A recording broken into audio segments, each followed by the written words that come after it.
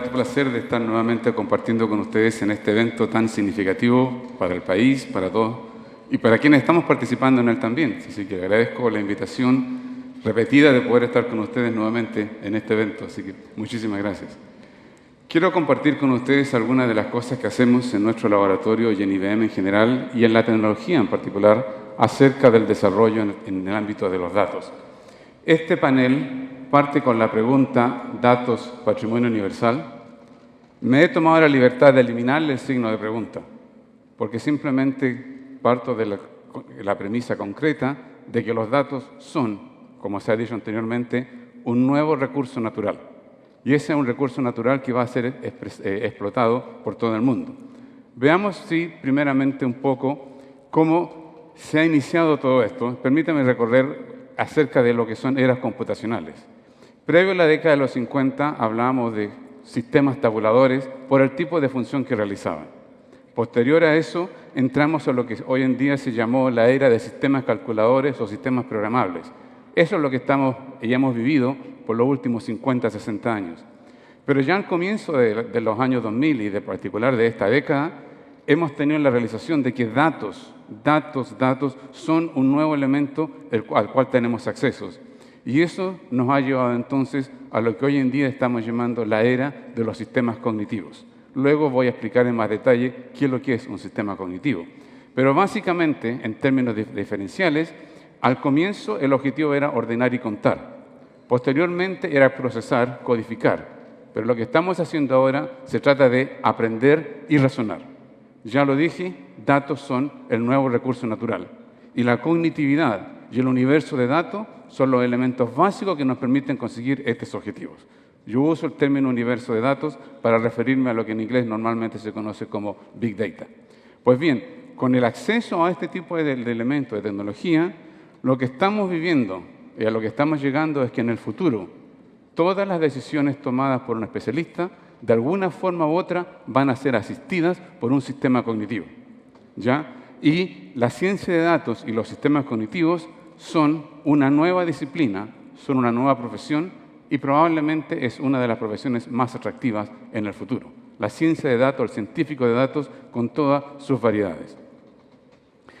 En términos concretos, lo que quiero compartir con ustedes son los siguientes mensajes. Uno, que ya lo he dicho, el volumen de datos que existe, y a esto me refiero a todo tipo de datos. En el pasado, que no es un pasado muy lejano, hablábamos de datos estructurados, tablas, planillas, bases de datos, cosas de esa naturaleza. Hoy en día los datos son de todo tipo, texto, imágenes, archivos de audio, todo tipo de cosas. Ese número de datos crece en forma estratosférica y hay curvas que muestran un crecimiento exponencial realmente extraordinario. Segundo, la computación cognitiva es una nueva disciplina en el mundo de las tecnologías de información. Esto no existía hace 5 años atrás. Es una nueva iteración de lo que en algún momento se ha llamado inteligencia artificial, pero es mucho más concreta, mucho más específica. Inteligencia artificial es un término muchísimo más amplio. Aquí lo que estamos hablando es de sistemas cognitivos donde el sistema tiene la capacidad de aprender. Y luego voy a explicar eso un poquito más. En el mismo tiempo, la demanda por capacidad computacional, a consecuencia de estos sistemas cognitivos, está creciendo ampliamente. Y quiero comentar entonces posteriormente cómo eso está evolucionando. Específicamente, dada su demanda computacional, la computación cognitiva y el sistema de aprendizaje cognitivo se están acercando a las características de los supercomputadores. Esos sistemas que han sido conocidos tradicionalmente por ser aquellos sistemas grandes. Pero lo interesante es que el uso de los sistemas cognitivos lleva a la supercomputación a ser usada por todos.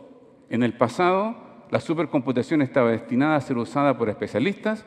Hoy en día, ustedes puede que no se den cuenta, pero ustedes están usando supercomputadores en la nube, en la nébula computacional.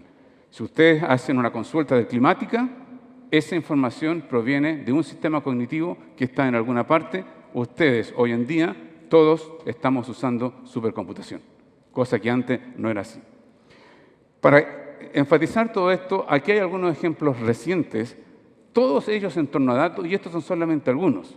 Si ustedes hacen una búsqueda en Internet hoy en día por los términos computación cognitiva, datos, etcétera, van a encontrar un sinnúmero de respuestas, de uso, de aplicaciones, todas en base a los datos. Y reitero, estos son solamente algunos ejemplos de los muchos que son posibles. Al mismo tiempo, la infraestructura computacional evoluciona siguiendo cómo va la evolución de los datos. Y nuevamente aquí tenemos una serie de titulares todos recientes en los últimos meses, y nótese la sigla IA por inteligencia artificial. En general se usa mucho el término inteligencia artificial, pero en la práctica, en la mayoría de estos casos, si no es en todos, se refiere a computación cognitiva. Reitero, una parte de lo que es el ámbito general de inteligencia artificial. ¿Por qué este cambio? ¿Por qué estamos viviendo este proceso? Ya lo dije anteriormente, el primero de ellos es la abundancia de datos.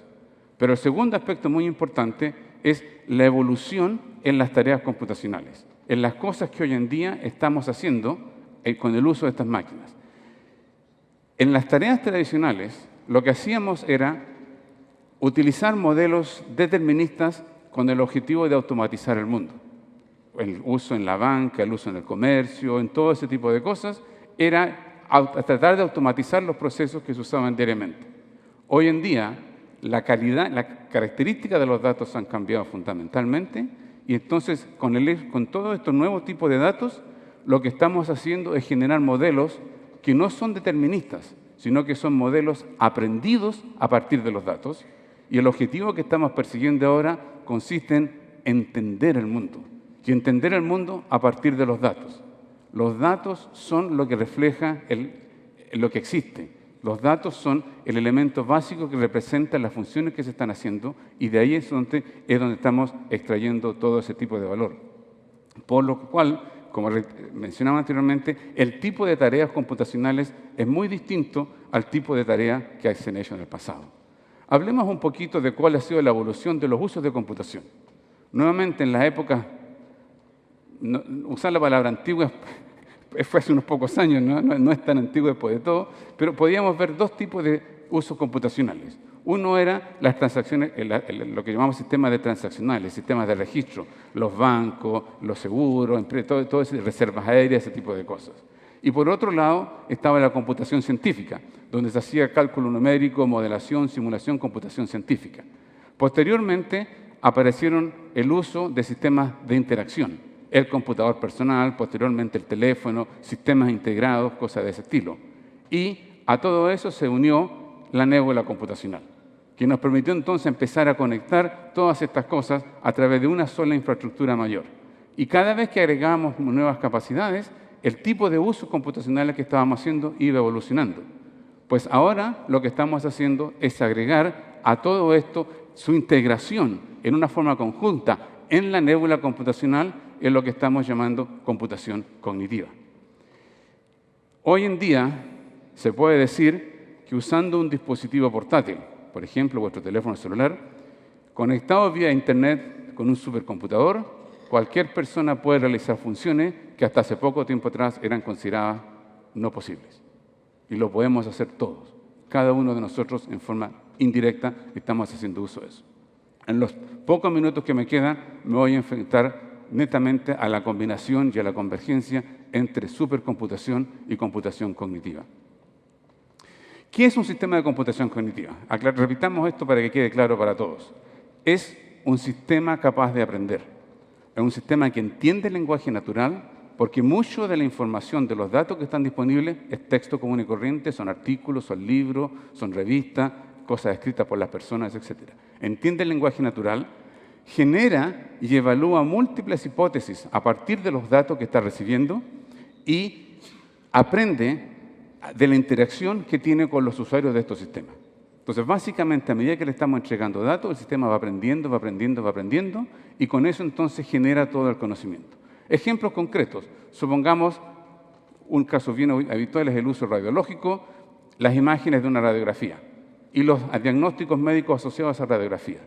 Esa información se le puede ir entregando al sistema cognitivo. El sistema cognitivo va aprendiendo cuáles han sido los casos clínicos, cuáles han sido los diagnósticos, de modo que una vez que tiene toda esa información, un especialista no solo cuenta con su propia experiencia para analizar un nuevo caso, sino que puede al mismo tiempo usar toda la experiencia que está acumulada en el sistema para resolver ese caso.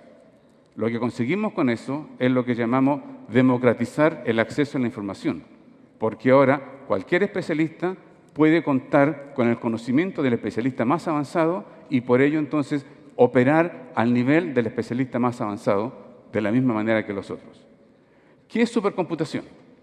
Típicamente hablamos de un supercomputador en términos así, no hay una definición precisa, sino que es un sistema que tiene una capacidad computacional mucho mayor a lo que es uso habitual. Y el concepto de uso mucho mayor depende del tiempo, depende del contexto, depende de todo. Pero lo que sí es importante es que un supercomputador, a diferencia de un computador normal, es lo que llamamos escalabilidad. Es la capacidad de resolver un problema grande con buena eficiencia computacional, que es distinto a resolver miles de problemas pequeños, ¿ya? Entonces, cuando yo tengo un solo problema grande que resolver, necesito un supercomputador. Cuando tengo miles de problemas pequeños, lo puedo hacer con computadores de tecnología menos elaborada. Este es, por ejemplo, a modo de ejemplo, un sistema desarrollado por IBM en el cual tuve la oportunidad de participar. Fue el computador más grande del mundo en el año 2011. Por supuesto que ha sido superado ampliamente por otros computadores de entonces. Miren la capacidad de este computador. 20 petaflops. Petaflop es la medida. Esos 20, con todos esos ceros, operaciones aritméticas por segundo. Esa es la capacidad computacional del sistema. Ahora, claro, consume 8 megawatts. Así que se podrán imaginar que ustedes necesitan una planta hidroeléctrica para alimentar solamente el uso de este supercomputador. Pero se imaginan lo que se puede lograr con capacidad computacional de ese tipo. Ahora bien, los centros de supercomputación tradicionalmente han sido asociados a científicos especializados que están en sus propios ambientes de centros de computación realizando las funciones propias de ellos. Aquí les muestro varios ejemplos. Uno de ellos es ese computador anterior, el Sequoia, que está instalado en el laboratorio Livermore en California. El otro caso interesante es el que está a la izquierda abajo, es el Centro de Supercomputación de Barcelona. Un caso muy simpático porque el supercomputador está instalado dentro de una iglesia. Es una antigua iglesia que ha sido convertida en un centro de supercomputación. Un uso que no es muy frecuente para un centro de supercomputación, pero que es real. Es el supercomputador más lindo del mundo, dada la parte donde está instalada. Y acá en Chile, el año pasado, de hace 2 años atrás, se instaló el computador, el Estraro, en la Universidad de Chile, que fue, en ese momento pasó a ser el supercomputador más poderoso de nuestro país. Sin embargo, en los últimos año o 2, han aparecido estos supercomputadores en la nube. Diversas empresas que son las que están ofreciendo servicios cognitivos ya, como los que he estado mencionando, hablan de también sus propios supercomputadores. Y ahí tienen ustedes distintos ejemplos, no solo IBM, sino que también otras empresas que están aportando este tipo de capacidad computacional al uso de todas las personas en el tipo de servicios cognitivos al cual estamos teniendo acceso hoy en día. ¿Por qué se requiere supercomputación para cognitividad? Debo apurarme un poquito aquí, parece. El aprendizaje mecanizado, que es parte fundamental de los sistemas cognitivos, hoy en día se logra, entre muchos otros, porque el rango es bastante amplio, pero uno de los más comunes es el uso de lo que se denominan redes neuronales. ¿Qué son las redes neuronales? Son algoritmos y son software. Al fin de cuentas es un programa. Básicamente es una red de unidades neuronales conectada por lo que serían el equivalente a las partes el equivalente a la neurona biológica, pero es una abstracción. No es una simulación de una red neurológica real. Es una simple abstracción, es un modelo inspirado en cómo funciona la neurona, pero es algo mucho más abstracto. Y el ejemplo está ilustrado gráficamente a partir de esa figura de lo que es la biológica a la izquierda y lo que es la conceptual, la abstracta, a la derecha.